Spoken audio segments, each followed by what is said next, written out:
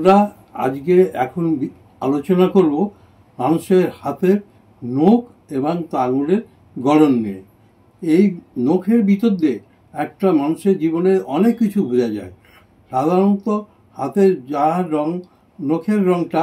লাল হয় বা অত্যাধিক লাল হয়,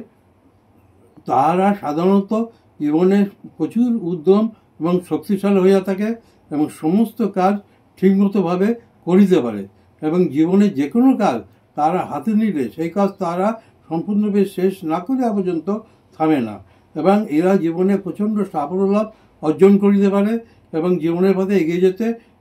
অনেকভাবে সাহায্য পায়। নখের রং যদি হলুদ হয় তবে সাধারণত দেখিতে হইবে তার রক্ত সংবহনতন্ত্রের কোনো ত্রুটি আছে বা তার পেটের প্লিয়া, লিভার এবং সমস্ত কিছুর ভিতরে একটা গণ্ডগোল আছে এবং তার সেই জীবনে কোনো কাজ করিতে গেলে অল্পতেই হাঁপিয়ে যায় এবং ঠিকমতো এগিয়ে যেতে পারে না এবং যার ফলে তার জীবনের অনেক কিছুই কাজ সে অধরা থেকে যায় এবং তাকে সমস্ত কিছুই হতোদ্যম হয়ে পড়ে এবং কোনো কাজই তার সফলতা লাভ করতে পারে না। হাতের নখের রং যদি গোলাপি হয়, গোলাপি রঙের লোকেরা সাধারণত একটু কর্মক্ষম হয় এবং জীবনে যে কোনো কাজ এগিয়ে যেতে পারে এবং তারা দেখিতে হইবে সেই গোলাপি রঙের ভিতরে কোনো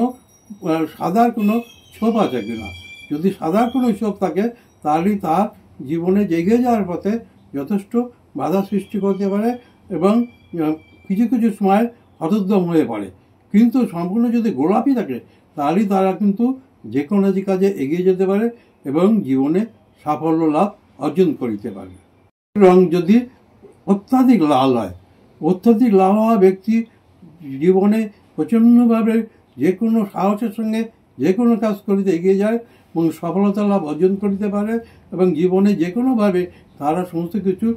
লাভ করিতে পারে এবং যে কোনো কাজ করতে তারা কোনোভাবে পিছিয়ে পড়া হয় না এবং জীবনে সমস্ত পথে তারা এগিয়ে যেতে পারে এবং প্রচণ্ড সাফল্য লাভ করিতে পারে। রং যদি হলদেটে বা তার সঙ্গে অল্প সাদা থাকে এবং বা লাল থাকে, কিন্তু প্রধানত দেখতে হবে রংটা